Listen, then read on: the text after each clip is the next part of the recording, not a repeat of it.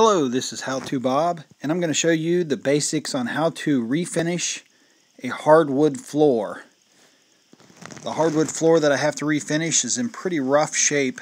As you can see here, there's a lot of holes and the finish overall is not in good shape. So I want to go through and remove all the nails, tacks, and staples, a lot of them around the perimeters. You can see a lot of holes and whatnot all over this floor. Now I'm going to be using a drum sander, so I want to make sure that I use a respirator along with safety glasses and hearing protection. I'm going to start off with 24 grit paper, and that's going to cut through my rough finish.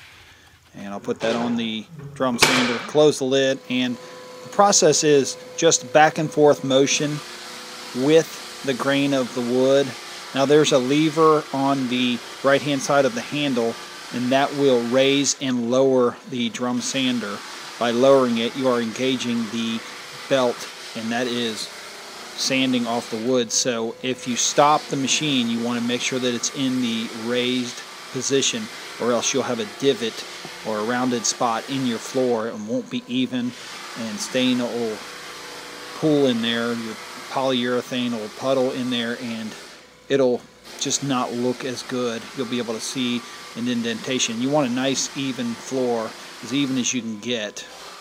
Now I'm going to just keep going back and forth with my 24 grit until I get the whole room covered. I'm going to take a look at the lever. This is the lowered position, and when you pull it back, it raises the machine off of the floor. And what it looks like down below is when you lower it, it sets the belt onto the floor and starts sanding. And then you just roll it forward. And as you're rolling it, you want to lower it so that you don't create a divot. You can see how it lowers the drum down onto the floor.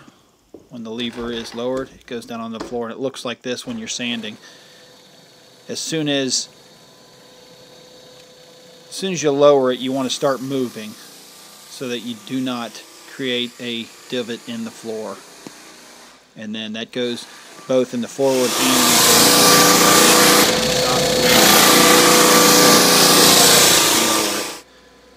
and it looks something like this when you're going back and forth.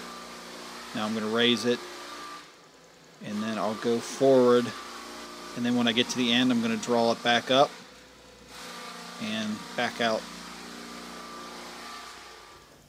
In between sandings, or whenever the bag gets full, you want to make sure that you do empty the sawdust. You'll see it's real fine here, and that could create a hazard, fire hazard, if you don't empty it. So you want to make sure that you empty the bag of dust. And then I'm going to go through after each sanding and vacuum up all the dust that's left over.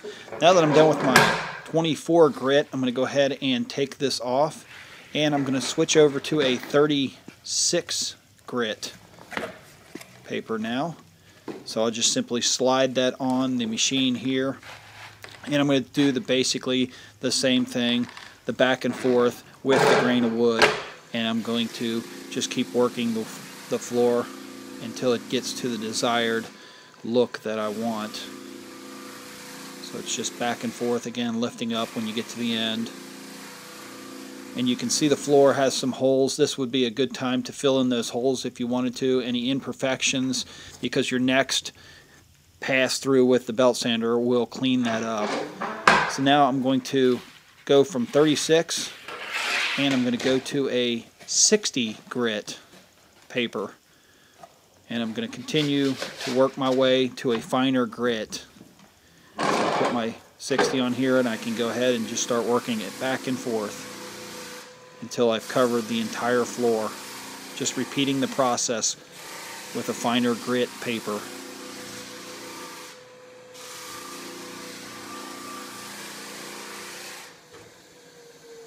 And then for my final pass, I'm going to go to a 100 grit paper, and that should be sufficient enough for a final pass of the sander. So same thing, I'm going to go ahead and put my belt on the drum sander and work it back and forth and cover the whole floor. Now you'll notice that the drum sander doesn't get up close to the wall. So I'll address that here in the next step. But after I'm done, I want to make sure that I vacuum the area again. And you can see here the edges. This is as far as the drum sander would go. So to fix that, I have an edger here. This is an edger, and what it does is gets all along the edges. I'm going to start off with a 36 grit on this one, and I want to make sure, like always, and same with the drum sander, that it is unplugged before putting the paper on there, just a little safety precaution. And to do this, I just loosen up the nut. It comes with a wrench on the back of the edger.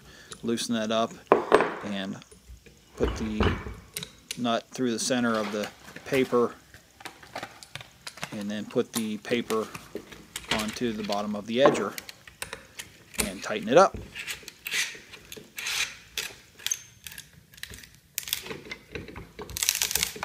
Now there's a neat thing about the edger. It has a guard here. You can see this spins around freely, and what that does is goes up against the wall. You can see it will roll with the wall, and the paper will actually get right up to the edge, and it won't do too much damage to your woodwork. And with the edger, you just work it back and forth until you get all the stain, poly, dirt, whatever off of the floor.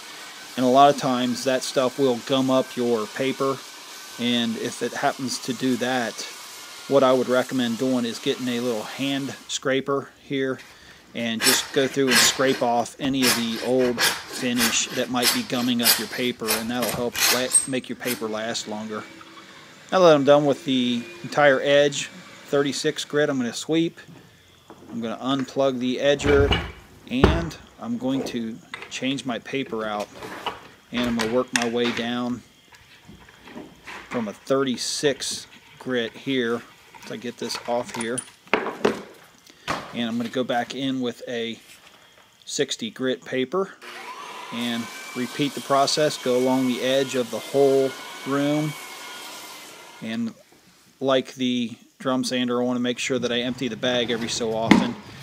So now I'm done with my 60. I'm going to go through a final time with the 100 paper. So I'm going to change it out, change my paper out from the 60 over to the 100.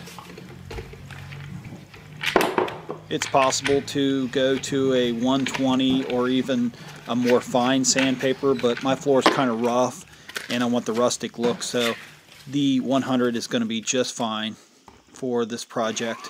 I'm going to go ahead and go around the perimeter of the room once again with the 100 grit and just keep moving the edger back and forth. Now you notice that the edger does not get the corners, so we're going to have to take our scraper and get into the corners.